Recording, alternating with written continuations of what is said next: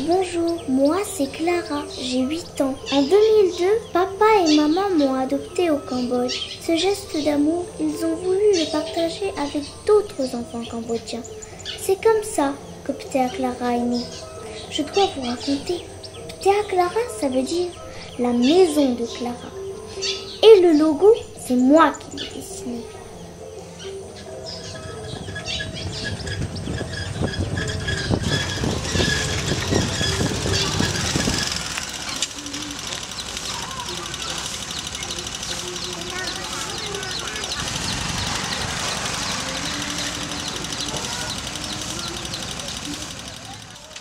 Fort de nombreux séjours au Cambodge, je ne pensais plus ressentir à ce point une telle communion en arrivant à Ptea Clara.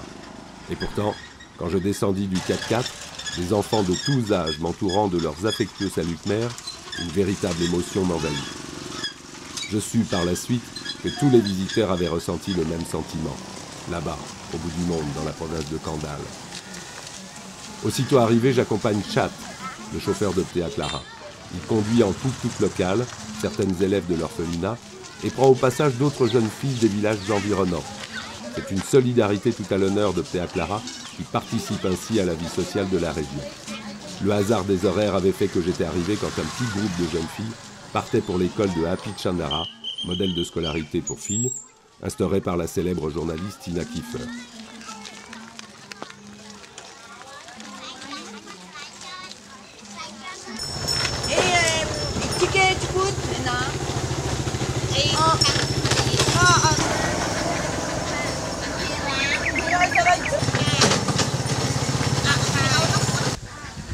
Parents de Clara, les époux Rousseau se sont investis avec les membres de l'association d'une famille à l'autre pour créer l'orphelinat.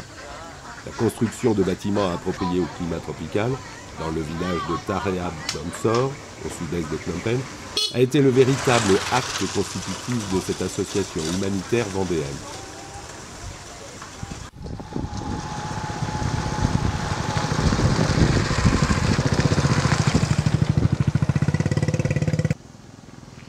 Est arrivé un petit garçon qui n'avait pas de nom, dont l'âge était indéterminé et qui est arrivé complètement malnutri avec un coche-sur-corps. On ne s'attend pas à trouver non plus un cas de malnutrition comme cela ici. Donc il faut s'adapter, il faut aller de l'avant, il faut assurer. En se renseignant, on découvre que cet enfant donc, a une mère prostituée qui ne voulait pas l'allaiter. Donc ce petit a été nourri à l'auderie. Jusqu'à ce qu'un jour, des voisins à qui elle confiait l'enfant pour travailler, des voisins viennent confier l'enfant à un dispensaire à 150 km d'ici. C'est un enfant qui sourit, c'est un enfant qui est heureux, qui est bien encadré. Là, maintenant, pour moi, c'est la joie de vivre, c'est du bonheur.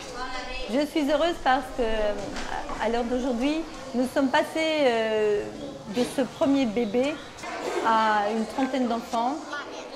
Et c'est une véritable réussite parce que nous souhaitions une maison qui soit pleine de joie, de rire, de pleurs. Et à l'heure actuelle, c'est le cas. C'est une maison qui vit, c'est une maison où les enfants sont heureux et où on se sent bien, petits et grands. Ban, ok? Ban, Moutier? Ban, nous? Construct mai, Mopi? Mopi naik,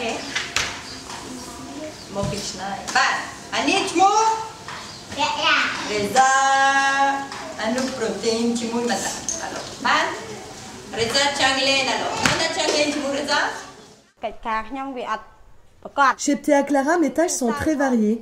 Le matin, avant d'aller au marché, je fais les travaux ménagers. À mon retour des courses, j'aide à la cuisine pour le repas des enfants. Si j'ai le temps, l'après-midi, je fais de la couture. Quand je n'ai plus rien à faire à la maison, je vais travailler au jardin. Mais c'est quand même la cuisine qui prend la majeure partie de mon temps. Je suis heureuse quand j'entends que les enfants aiment les plats et qu'ils mangent bien. Je leur demande souvent, et s'ils me disent que le goût de tel plat n'est pas assez bon, je cherche constamment à améliorer son assaisonnement pour leur plaire. Je prépare toujours 2 plats. par repas.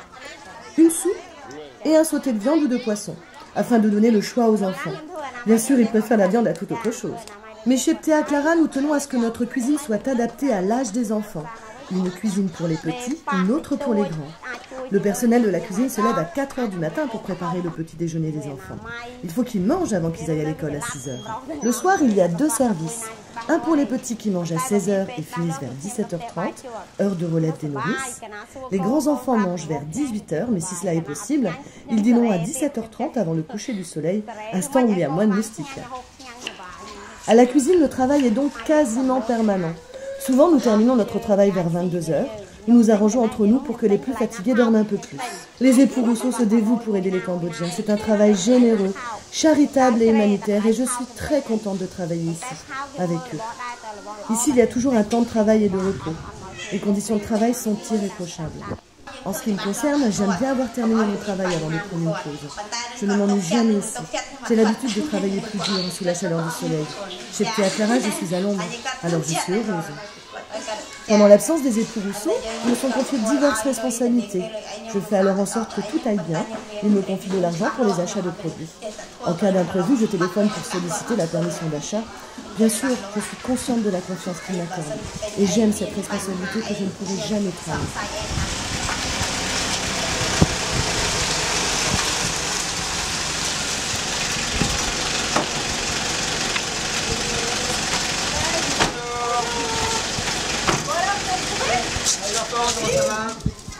On a eu un peu de mal, on sait pas faire. La route cabossée, hein, ils sont des plis, ça c'est pas... D'ailleurs, on a crevé en route.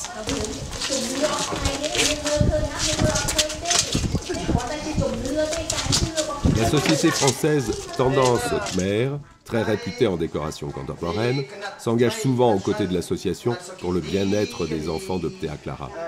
Ses dirigeants, Nine et Flavien, ont notamment agrémenté la salle de lecture de confortables coussins, véritables nids douillets où, j'imagine, il est bon d'écouter les contes populaires lus par les plus grands.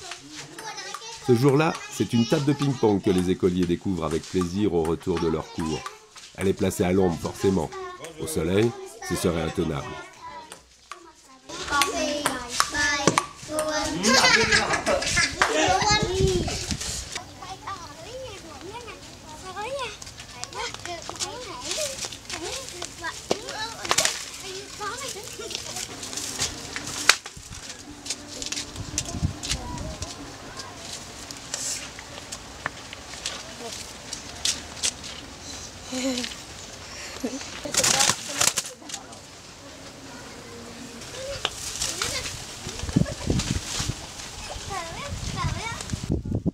Je visite cet endroit où il fait bon vivre. Les repas pris en groupe ne veulent pas dire pour autant que les enfants soient isolés de la vie sociale cambodgienne. Je les sais intégrés au village. Je les ai vus à l'école et aperçu leurs camarades de jeu et leurs copains de classe. Consciente de la pauvreté du village, l'association d'une famille à l'autre met en place une sorte de parrainage communautaire, c'est-à-dire donner aux plus nécessiteux une aide éducative alors même qu'ils ont une famille, un toit, et donc ne répondent pas aux critères d'admission de chez Ptea Clara. Au Cambodge, de fait, l'éducation est payante. Et ce dont rêvent tous les gamins, c'est d'aller à l'école à vélo, de porter un bel uniforme et de posséder des crayons et des cahiers d'écolier. Je me réjouis qu'il soit envisagé de soutenir très prochainement une 50aine de petits villageois qui deviendront, grâce à l'association, des écoliers heureux.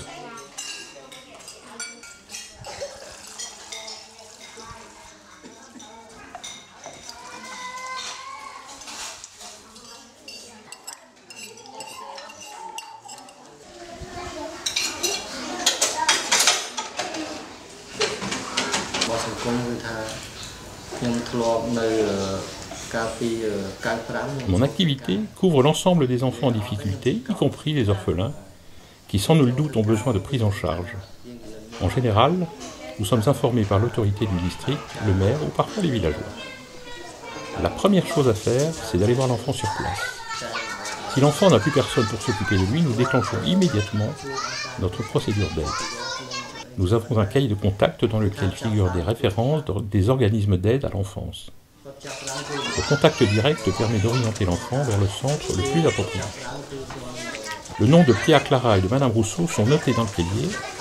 Alors quand un enfant est en grave difficulté, il nous suffit de contacter le responsable pour examiner avec elle les possibilités d'accueil.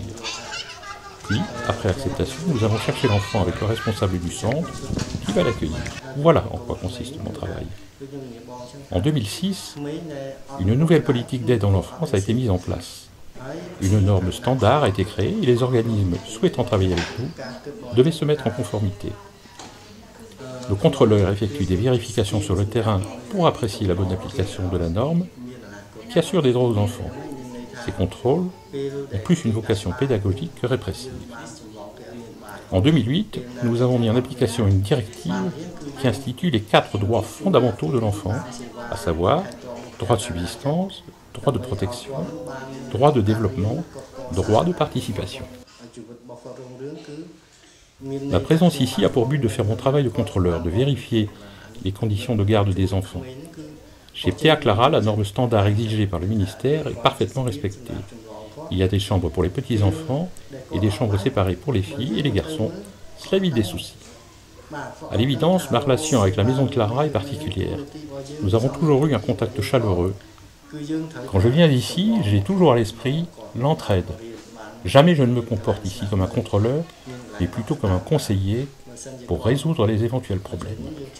On peut dire en fait que je suis un coopérant attaché à cette maison. En compensation, Pia Clara me rembourse mes frais de déplacement et rétribue les travaux effectués pour elle. Aider Pia Clara qui aide les enfants, cela me donne l'occasion de participer à cette œuvre. Un enfant sans parents est un enfant perdu. Sans protection, il dormirait sur le trottoir. J'espère que dans l'avenir, notre réseau va se développer de plus en plus, malgré les problèmes de financement et de lacunes techniques qui doivent être surmontés. Je souhaite bien évidemment qu'il reçoive de plus en plus de dons pour soutenir davantage les enfants dans les domaines de la formation professionnelle et de l'accès aux soins médicaux.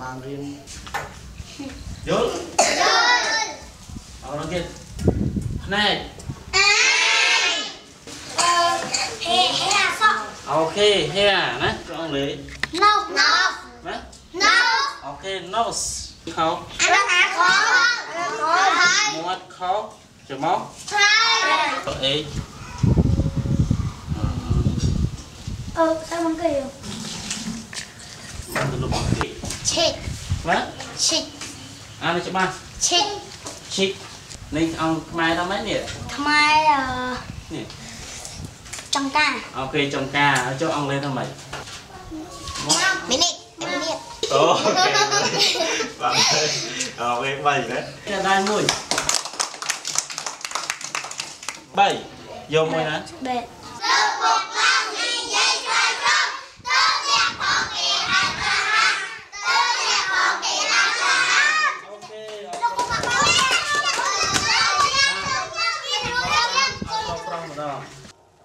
Sans l'aide de différents partenaires, ce projet n'aurait pu voir le jour.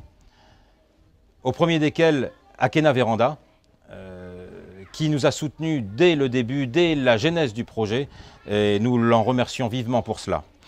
D'autres entreprises vendéennes nous ont également suivis, sans oublier une partie de la population de Bretignolles-sur-Mer, commune du bord de mer vendéen.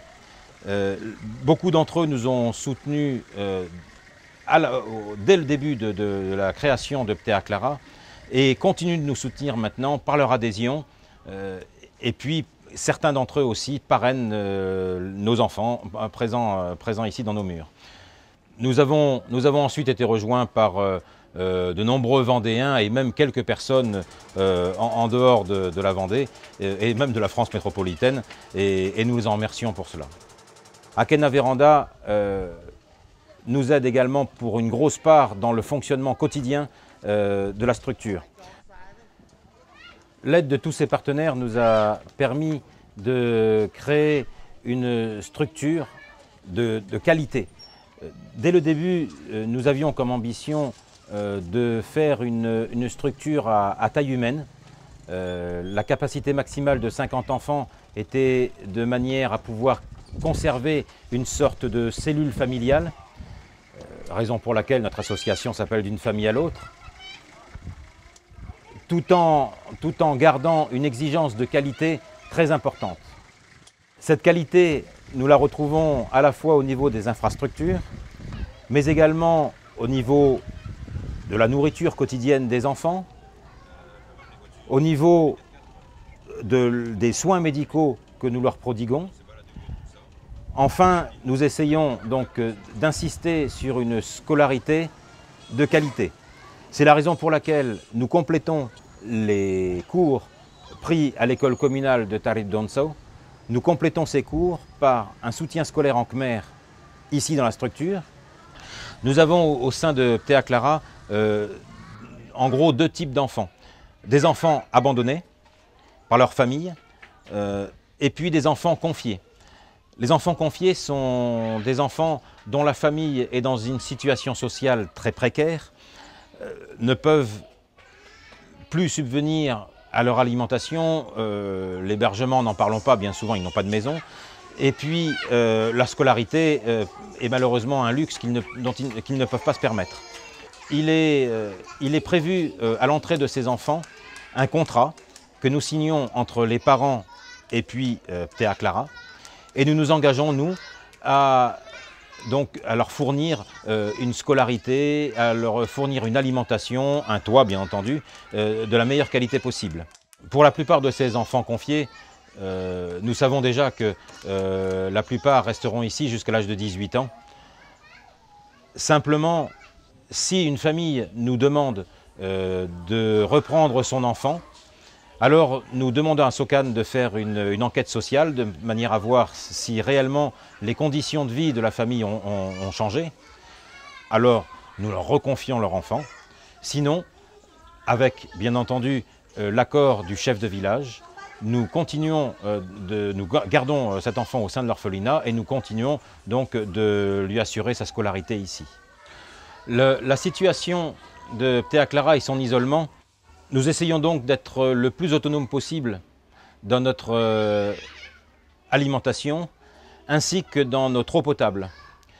Nous avons imaginé un système de captation, puis de filtration, puis de désinfection de l'eau que nous avons mis en place donc en mars dernier, qui nous donne entière satisfaction. En effet, depuis que nous avons mis en place ce système d'approvisionnement en eau potable, nous avons maintenant beaucoup moins de diarrhée, en particulier au sein des nourrissons. Je prends grand soin à la qualité du suivi médical des enfants, ainsi qu'à la constitution d'un carnet de santé.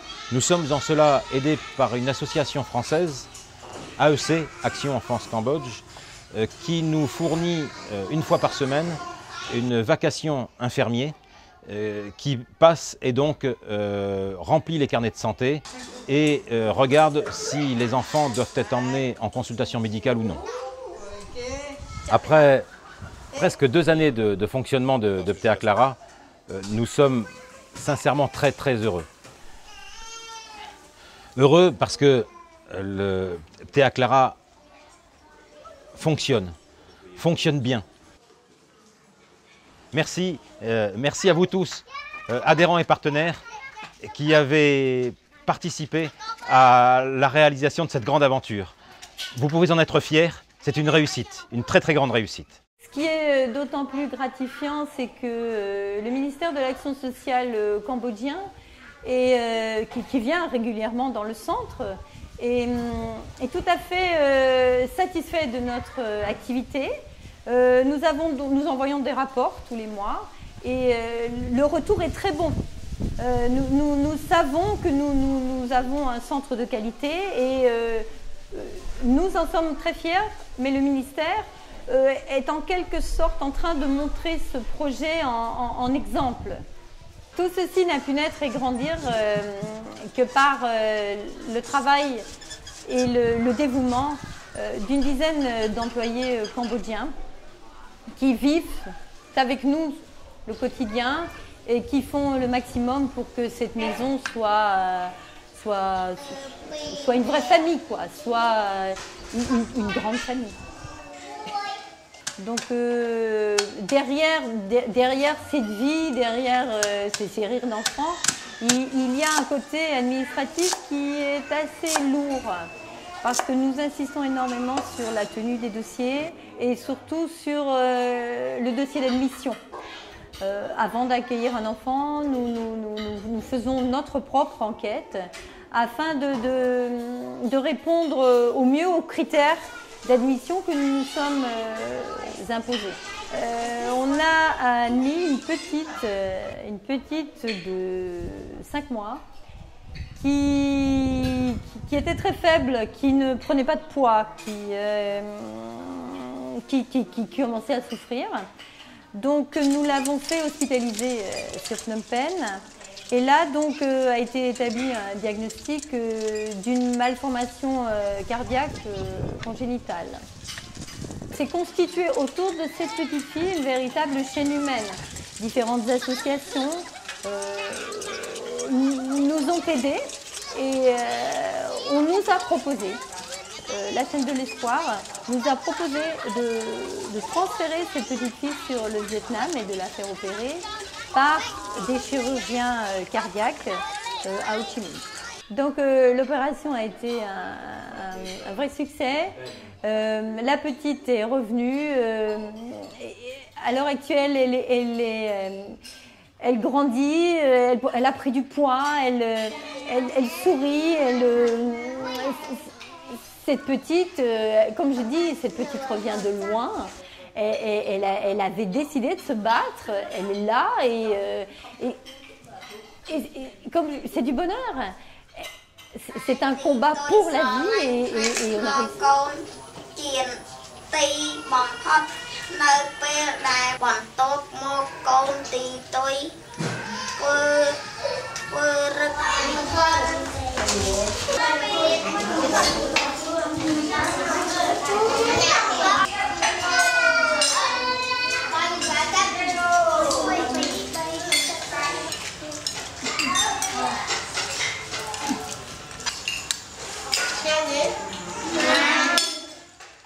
Ce soir-là, la société Tendance Khmer a fait une autre surprise, étincelante. Et moi, ce n'est qu'une envie. Revenir très vite.